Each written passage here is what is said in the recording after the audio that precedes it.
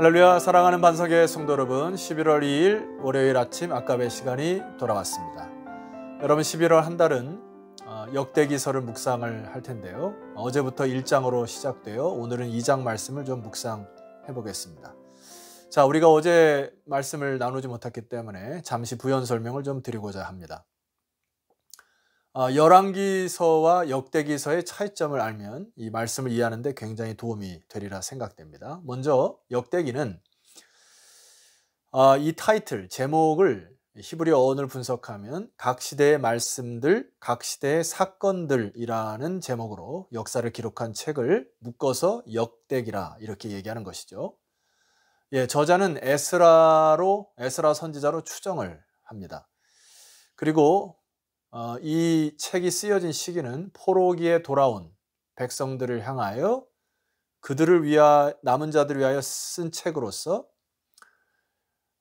열왕기와 역대기의 큰 차이가 바로 이 책이 쓰여진 시점임을 알 수가 있습니다. 그러니까 이미 기록된 열왕기 역사서가 있는데 굳이 왜 다시 에스라가 이 역사를 재조명하여 썼을까? 자, 이 질문입니다.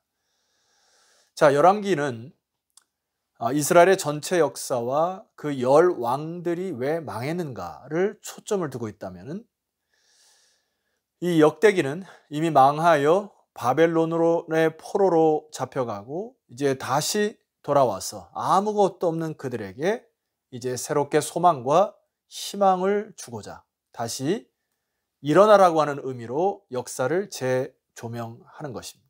그래서 여러분, 이스라엘에게 있어서 가장 중요한 것이, 그들의 정통성을 유지하는 것이 뭐죠?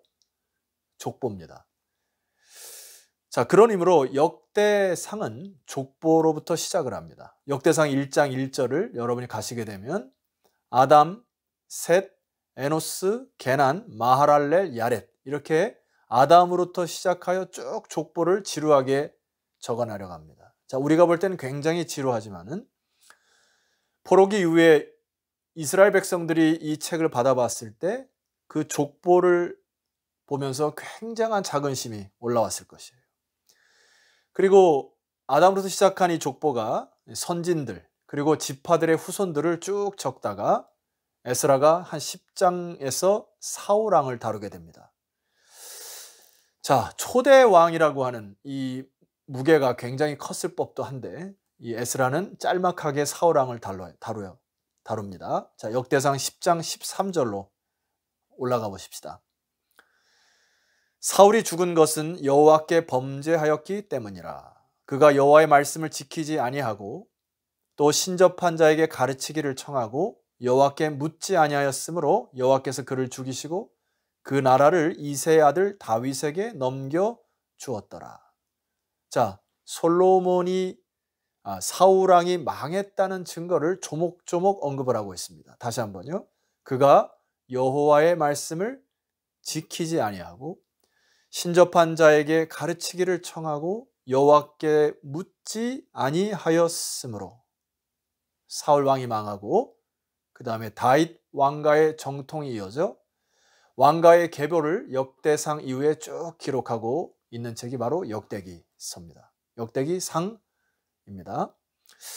자, 그렇다면 이 역대하로 명칭된 두 번째 책은 무엇을 다루고 있는가?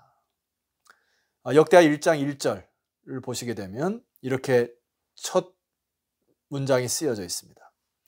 다윗의 아들 솔로몬의 왕위가 견고하여 가며 그의 하나님 여호와께서 그와 함께 하사 심히 창대하게 하시니라.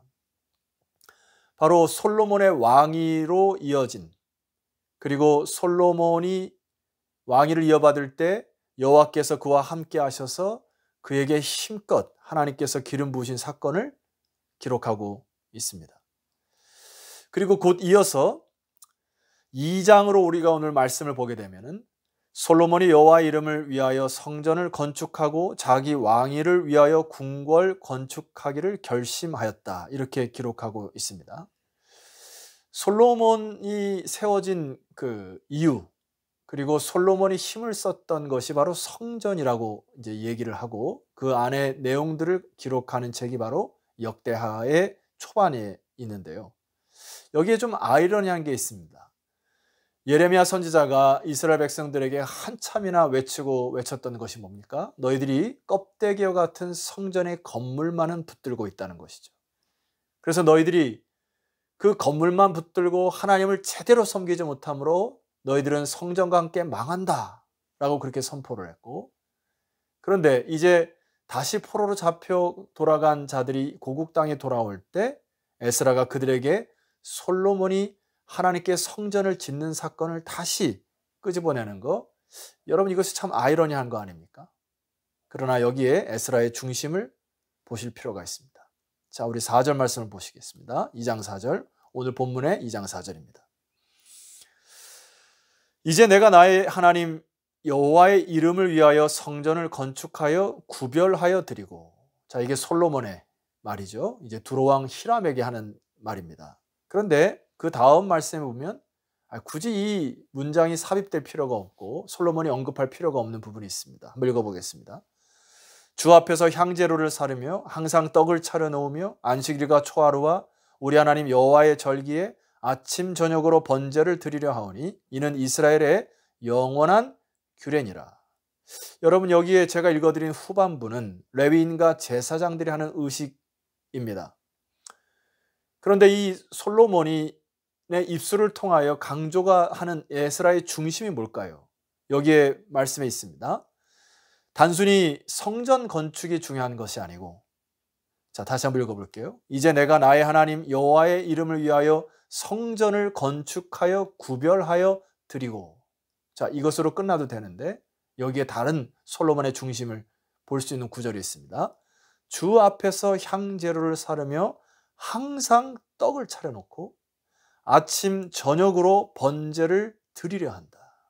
여러분, 이게 바로 에스라가 강조하고자 하는 성전이라는 건물이라는 외형적인 것보다도 주 앞에서 전심으로 예배를 드리는 이 일이 우선시 되었다는 것을 강조하는 것입니다. 오히려 이것은 뒤집어서 너희들이 하나님 앞에 예배를 드리고 중심을 드릴 때 진정으로 빠져있던 너희들의 그 하나님에 대한 경외에 대한 내용이 빠져있다는 것을 역으로 고발코자 하는 에스라의 기록인 것 같습니다. 여러분, 오늘 역대하 2장 이하에 보면 솔로몬의 고백, 여러분 참 그 왕정 초기에는 솔로몬도 참 선한 왕이었고 좋은 왕이었죠. 여기에 그 솔로몬의 중심을 느낄 수 있습니다. 제가 5절과 9절을 함께 읽어보고 한번 묵상을 해볼까 합니다. 내가 건축하고자 하는 성전은 크니 우리 하나님은 모든 신들보다 크심이라. 9절입니다. 이와 같이 나를 위하여 제목을 많이 준비하게 하소서. 내가 건축하려 하는 성전은 크고 화려할 것이니이다. 솔로몬이 성전을 건축하려고 하는 목적은 자신의 부와 기가 너무 넘쳐서 세계에서 가장 큰 성전을 짓겠다는 게 아니죠. 자, 5절에 그의 중심을 읽을 수가 있는 부분이 있습니다. 다시 한번 5절 말씀을 읽을게요. 내가 건축하고자 하는 성전은 크니 우리 하나님은 모든 신들보다 크신 하나님을, 그의 중심으로 하나님을 어떻게 표현해 볼까? 그의 중심의 표현이, 그의 순수한 마음이 담겨 있는 것이 바로 이 성전 건축이었습니다. 그러면서 오늘 제가 좀 마지막으로 여러분과 나누고자 하는 그 솔로몬의 중심을 읽을 수 있는 부분이 6절입니다. 제가 한번 읽어드리겠습니다. 누가 능히 하나님을 위하여 성전을 건축하리요? 하늘과 하늘들의 하늘이라도 주를 용납하지 못하겠거든. 내가 누구이기에 어찌 능히 그를 위하여 성전을 건축하리요? 자, 성전을 크게 짓고 물론 그의 마음으로 하나님을 경외하는 마음이 있지만 자기와 같은 자가 어떻게 하나님이 거할 그 성전을 건축하겠는가라고 하는 겸손한 표현이기도 합니다. 그런데 그가 6절 하반절 마지막에 보면 그의 중심을 느낄 수가 있습니다. 무엇라 이야기합니까? 그 앞에 분향하려 할 따름이니라. 나는 단순히 하나님만을 예배하기 위하여 이 성전을 짓기를 원한다는 것입니다. 성도 여러분, 에스라는 포로에서 돌아온 백성들에게, 그들에게 무엇을 먼저 말씀하는 것일까요? 역대기 상을 통하여서 그들에게 말씀하는 것은 너희들이 바로 아담으로부터 시작하여 하나님의 언약 백성임을 각인한 이후에 너희들이 잃어버렸던 하나님에 대한 경외, 성전 중심의 진정한 예배자로 서기를 기대했던 것입니다. 에스라가 강조하는 것이 뭘까요? 너희들이 외형적인 것만을 의지해서는 망한다는 것을 교훈하고 있는 것입니다. 여러분, 이런 일화가 있어요. 중국 황제가 많은 지혜자들을 모아서 중국에는 전역에 있는 책들을 다 요약해서 너희들이 한 문장으로 요약해보거라 이렇게 얘기를 했더니 그 지혜자들이 한 문장으로 이렇게 썼답니다. 세상에는 공짜가 없다. 예, 참 지혜죠. 자, 그렇다면 성경의 66권을 꽉 묶어서 아니면 한 줄로 요약해서 꽉 짜면 한 문장이 뭐가 될까요? 많은 신학가들과 주석가들이 가장 중요한 구절 하나가 이것이랍니다. 나는 너희 하나님이 되고 너희는 나의 백성이니라.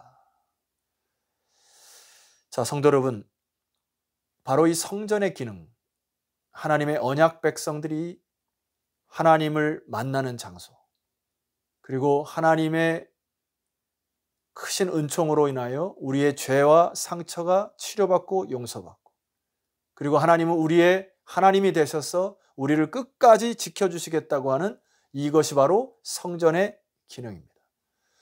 성도 여러분, 코로나 이후에 제가 주일날 선포하였던 것처럼 우리들의 외형적이고 껍데기인 신앙의 형태가 무엇인지 잘 살펴보셔야 합니다. 무너진 기초를 다시 쌓으셔야 합니다.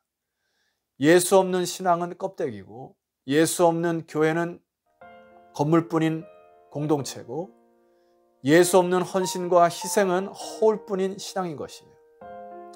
여러분, 오로지 다시금 기도에 힘쓰시고 오로지 말씀에 깨닫고 그 말씀이 나를 지배할 때까지, 여러분의 영을 잠식하여 하나님의 진리의 영이 이끄실 때까지 애쓰고 힘쓰시는 이번 한 주간이 되시기를 주의 이름으로 축원합니다. 기도드립시다. 하나님 아버지, 감사합니다. 다시 이스라엘의 역사들, 사건들을 재조명하여 우리들에게 말씀하시니 감사합니다. 솔로몬의 왕정 초기에 그런 순수한 마음들, 하나님을 진정으로 경외하고자 지었던 성전 건축의 이야기들, 우리 50주년을 앞두고 우리 반석교회가 이러한 중심이 살아 움직이는 교회가 되게 하여 주시옵소서. 주님께서 앞서 행하여 주실 줄 믿사오며 살아계신 예수 그리스도 이름으로 기도드렸사옵나이다. 아멘. 자, 성도 여러분, 우리 내일 아침 다시 역대기 말씀으로 찾아뵙도록 하겠습니다. 내일 뵙겠습니다.